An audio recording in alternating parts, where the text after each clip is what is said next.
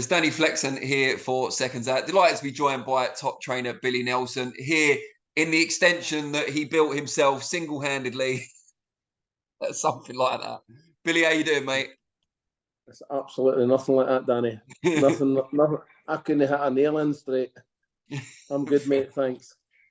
Good to hear. Well, what you lack in DIY skills, you make up for as a boxing trainer, thankfully, for everyone involved. I want to talk to you about the weekend before we get on to Martin and so on.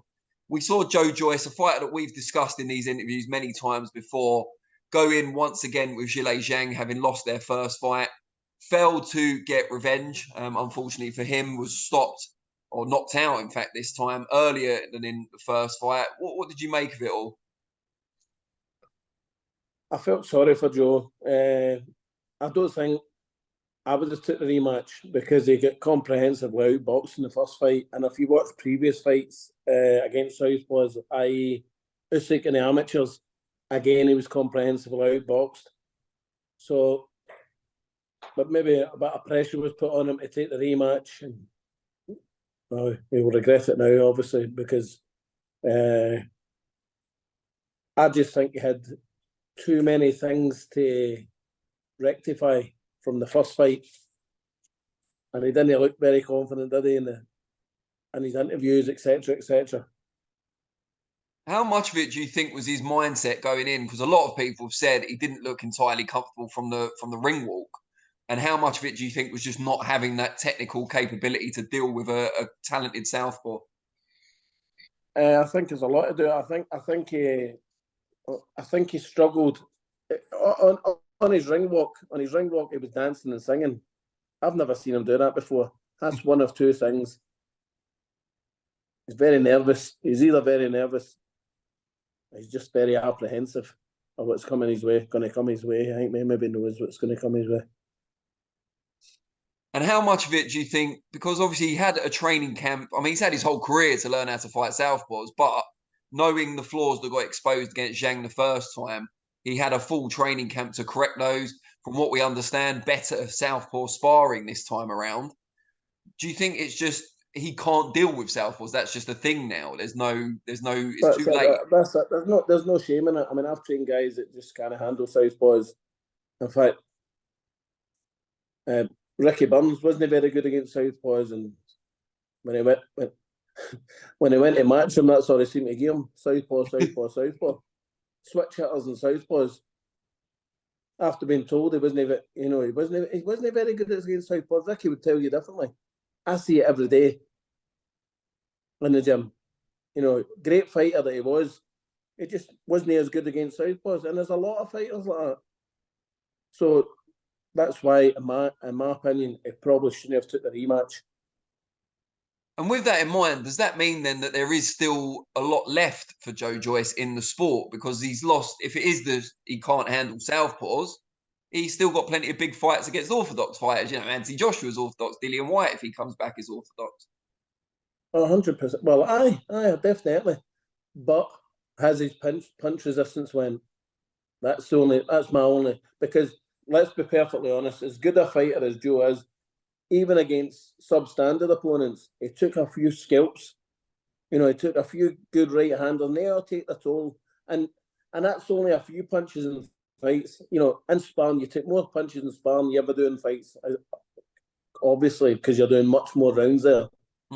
But I felt sorry for the big man. Me personally, I'd like to see him retire.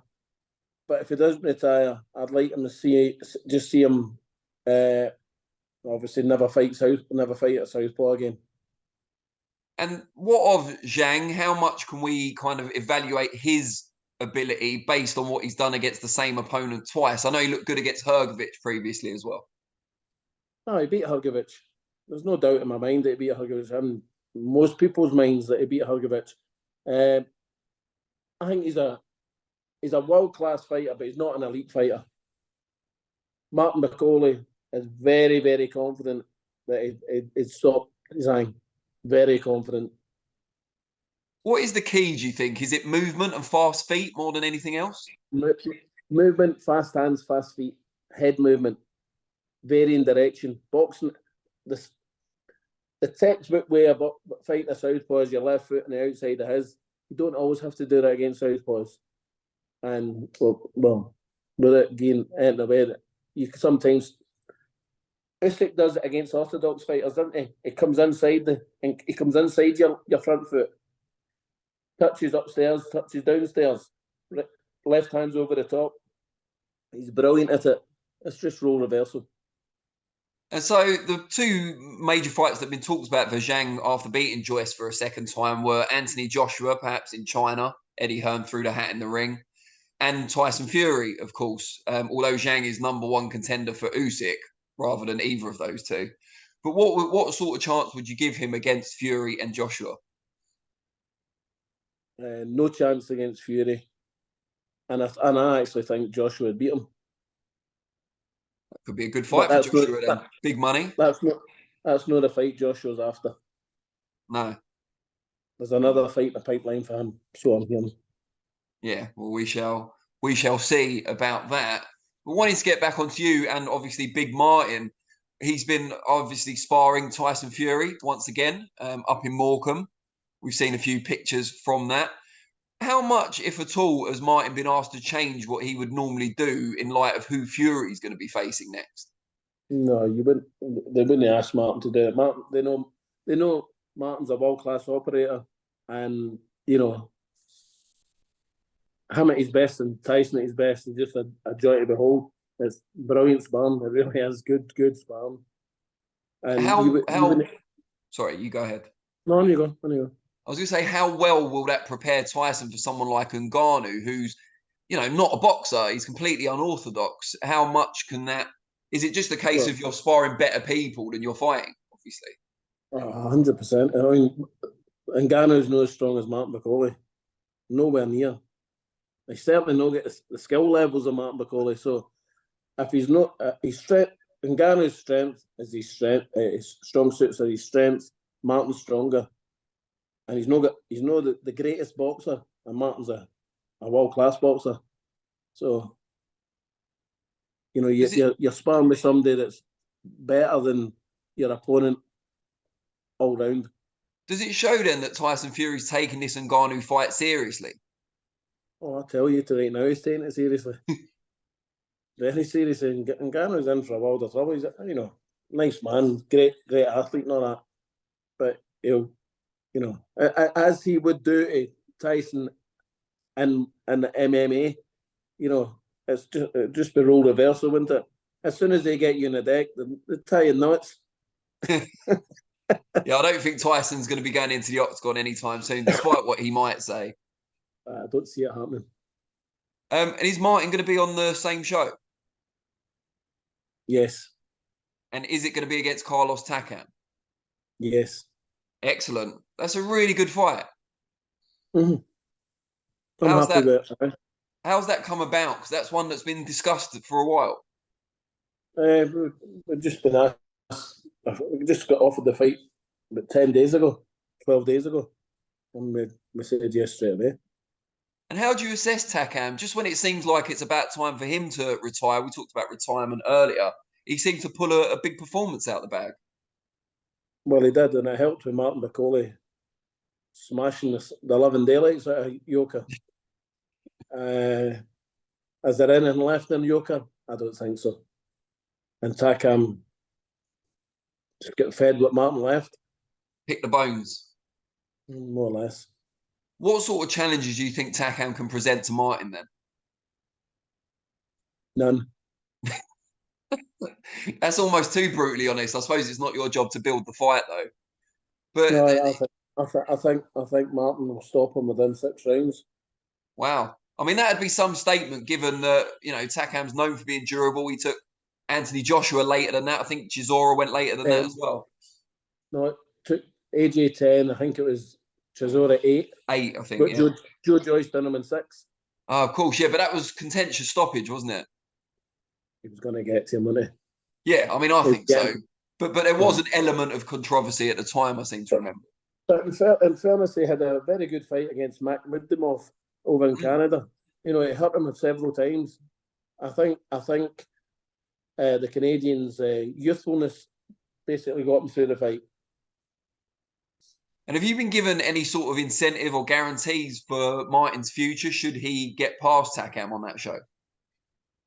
Well, it's not on our promoter show. Obviously, it's on another promoter show, so there wouldn't be any guarantees. I don't think. But what do you think this can do, given the people Takam's fought in the past, especially if Martin's able to get him out of there earlier than everyone else? Do you think it can propel him finally to that world title shot? Well, Martin's already got Marius Wack out quicker than Klitschko's, Havotkin, other top fighters. So, and they never get any credit for that. But listen, it's on a massive stage, and if Martin goes out and produces what I know he can produce in for the gym, people are going to sit up and say, "Wow, what a fighter!" A lot of people are taking to Martin now, but a lot more will take to him if he puts on a performance over there. What's happening now with Martin's WBA position as well? Because you've got Dubois lost to Usyk, then they reinstated Manuel Charr as their regular champion. He's got to defend against Jarrell Miller. How does all this changes? How do they affect Martin's position? It doesn't really affect Martin's position. There's things in place that I can't go into. We're in a very strong position, let's say. With the WBA or just generally? WBA. Okay, interesting. What do you make? And others. I mean, well, he's number 9 in the WBC as well. What do you make of that Charr Miller fight if it happens? That's a small word with a big meaning. Well, yeah. But if it, all right, what do you make of Charr then, specifically? 7 years ago when he was a champion, he wouldn't have lived with Fury. He wouldn't have lived with Martin Bakole. He's certainly not going to live with him 7 years on. You know, how old is he now? Has he got to 40? Yeah, I think so. What about Miller? I mean, there's obviously controversy about whether he should still be allowed to fight, but that aside, do you rate him as a fighter? He's a good fighter. Martin sparred with him over in Tyson Fury's gym. If he wants, if he wins, then he's not going to look forward to fighting Martin Bakole. Do you get frustrated about waiting for Martin's chance? Clearly showing in the gym just what a talent he is against better people than he's able to fight at the moment. Surely there's lesser fighters have had title shots. Oh, 100%, 100%. But, we'll wait for turn. We're patient. He's only 30-year-old. Plenty of time. Well, there's plenty of time. There's plenty of time. I mean, Joe Joyce is 38 today, I think, or yesterday. It would have been a nice present if he'd won, don't get me wrong, but 38. So if he's still fighting at the top at 38, I want Martin Bakole retired and living in a big house with a big healthy bank account by the time he's 38. And just before I let you go, a bit of a light-hearted one to finish, but 2 French-speaking Africans clashing on a crossover card in Saudi Arabia. Is that up there as one of the strangest or most bizarre boxing things you've been involved in? Well, when you look at it, I think the people that are running the boxing show are bringing people from every continent. Oh wow! When you look at the bill, I mean, there's Africans, there's Europeans, there's Canadians. I met the Americas or whatever. There's some good fights on that. Even Wardley against Adelaide. That's a decent fight, British level fight. You know what I mean? In fact, there was a boy in the gym yesterday. I was down for the sparring yesterday with Tyson. Solomon Dakis. Solomon Dakis, yeah. He gave him a good fight as well. As would between Solomon Dakis, Fraser Clark, Wardley, and David Adelaide. Yeah. I think Fraser comes out on top. Comfortable. Wow. Now, a lot of people watching Fraser's last performance against Dave Allen would probably not say that. So it's interesting. Is that from seeing him inspiring and stuff? I disagree. I thought that was his best performance. Now, I did write on Twitter, and I probably shouldn't have wrote it, that I thought there was it could possibly have got disqualified in that fight.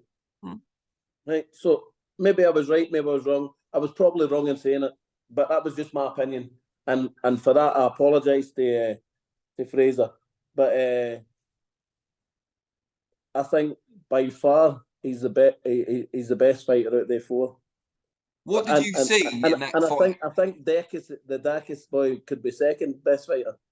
What did you see in that performance against Dave Allen that impressed you? Well, the variation of punches was good. His variation of punches was better use of his jab, some lovely uppercuts, and we know he hit him with some low shots, right? But some of them are good body shots as well, and some of them were borderline, but some were low. It's interesting. All right, well, we'll see I think he's a very good fighter. Yeah, no, so do I. It's just an interesting one because after that Allen fight, the overwhelming kind of majority, it's obviously on social media, but it was like, yeah, I'd back Wardley to beat him now because they thought that was a subpar performance. But you're saying there's actually a lot of positives to take. Wasn't there a subpar performance? It was his best career performance. Because his opponent had a go, and that's when you'll see the best of Fraser Clark. Yeah, well, hopefully onwards and upwards for him then, in terms of quality of opposition. 100%. He's a very good fighter. You know what I mean? He's a very good fighter. And he's a man, you know, I've asked Fraser for his opinion on both the Hulk and Tony Yoka. Because I know he fought Yoka, but he knew who the Hulk was, you know what I mean? So he's been good to me, so fair play to him. Good stuff. Well, good to end on a positive note. And yeah, enjoy the rest of the time. Are you going back to Morecambe at some point? Well, I was meant to do something I was meant to go somewhere on Thursday regarding boxing, but it's getting put back to next week. So I'll probably go to Morecambe on Thursday now. Just drive down after I train the boys in the morning in Glasgow. Drive down to Morecambe, come back. It'll probably be down there for 2 weeks, and then I've got a Ukrainian coming over and an English boy coming up for the last 2 weeks, and then I've got Lewis Crocker's coming back to Scotland on Thursday evening. To get ready for his fight against Tyrone McKenna. Yeah, incredible talent, Lewis Crocker. So we look forward to that fight. Mate, ferocious puncher, absolutely. And do you know something? That's all people talk about, his power. He's a very skillful fighter as well. Very skillful. If he stops McKenna, that's a statement performance, isn't it? Because McKenna, you know, you can talk about his wars and coming up short in some of the bigger ones, but he's very durable. He is, but he'll need to be, because this is a ferocious puncher we're talking about. I mean, is by far the heaviest puncher, pound for pound, I've held the pads for. Wow. And considering some of the people you've worked with, that's a pretty big compliment. Oh, he's outstanding. And do you know what? He's a very, very level-headed guy. And I know Tyrone as well for the times that he used to train in Glasgow. Really nice boy. So I'm really looking forward to the fight. It'll be good, and it'll be a great atmosphere because it's a Belfast derby. Yeah, really good stuff. And the people over in Belfast, for me, are the most educated people in Britain on boxing. They know their boxing massively. The people of Green Gares will love that, Billy. Mate, we're surrounded with pro boxers now. We've got a Scottish boxer, we've got a Kazakhstan boxer, we've got an Irish boxer, and we've got a Congan. Multi-nations out here, mate. We don't discriminate against anybody. Maybe that's where the promoters of the Ngannou show got the idea from, you know, one from every continent. They're looking at Green Gares. The Battle of Green Gares, they're calling it. Billy, always a pleasure, mate. Best of luck for the rest of the preparation, and we'll speak again soon. Thank you. All the best, Danny. Take care.